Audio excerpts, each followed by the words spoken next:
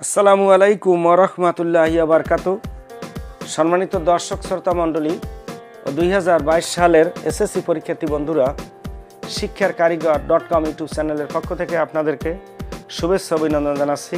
আমি আশা করি প্রিয় শিক্ষার্থী বন্ধুরা আপনারা আপনাদের পরিবার পরিজনের সাথে সুস্থ আছেন, ভালো আছেন।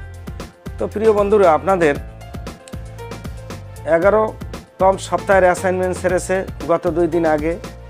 যারা মানবিক শাখা পড়াশোনা করতেছেন, আপনাদের পৌরনীতি ও নাগরিকতা বিষয়ের উপরে আমি একটি সুন্দর মানের অ্যাসাইনমেন্ট উত্তর তৈরি করেছি। আমি আশা করি প্রিয় বন্ধুরা এই অ্যাসাইনমেন্টটি আপনারা পরীক্ষায় লিখলে পরীক্ষার খাতায় অতি উত্তম নম্বর পাবেন, তাতে কোনো সন্দেহ নাই। কেননা আমি একজন পেশায় শিক্ষক, দীর্ঘ 22 বছর ধরে শিক্ষকতার সাথে জড়িত আছি। বর্তমানে এ ওয়াহেদ বালিকা মাধ্যমিক বিদ্যালয়, রূপাতলী, বরিশালে কর্মরত।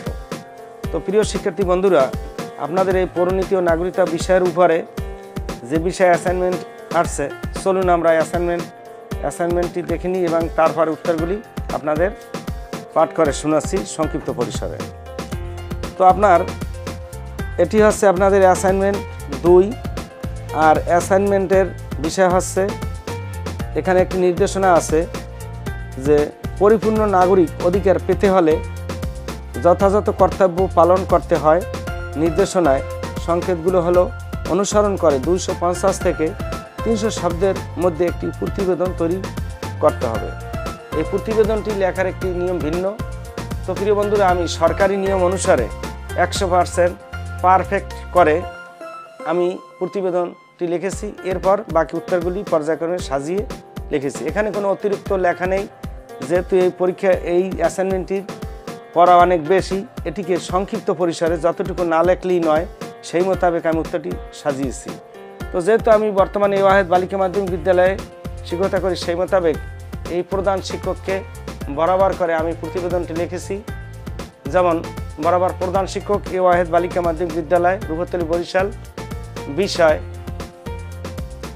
পরিপূর্ণ নাগরিক অধিকার পেতে হলে যথাযথ কর্তব্য পালন করতে হয় বিষয়ক প্রতিবেদন।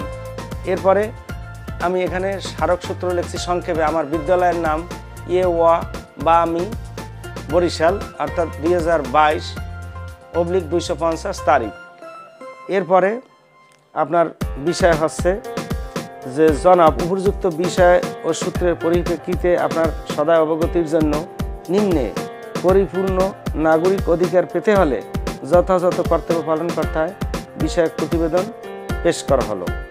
এরপরে এটি বিনীত নিবেদক মহিমা আক্তার, শিমলা, এসএসসি পরীক্ষার্থী 2022, রোল নম্বর 1।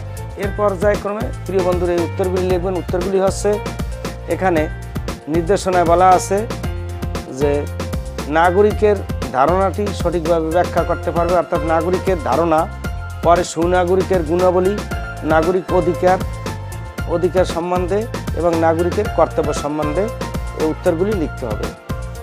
তো প্রিয় বন্ধুরা, আমি এখানে সুন্দরভাবে এই উত্তরগুলি সাজিয়েছি। আমি আশা করব যে উত্তরটি আপনারা পরীক্ষা লিখলে অতি উত্তম নাম্বার পাবে, তাতে কোনো সন্দেহ নাই। এবং এই লেখাগুলি চমৎকার মানের, সংক্ষিপ্ত পরিসরে এবং উত্তরটির সাথে আপনার ভূমিকা উপসংহার সংযোজন করা হয়েছে।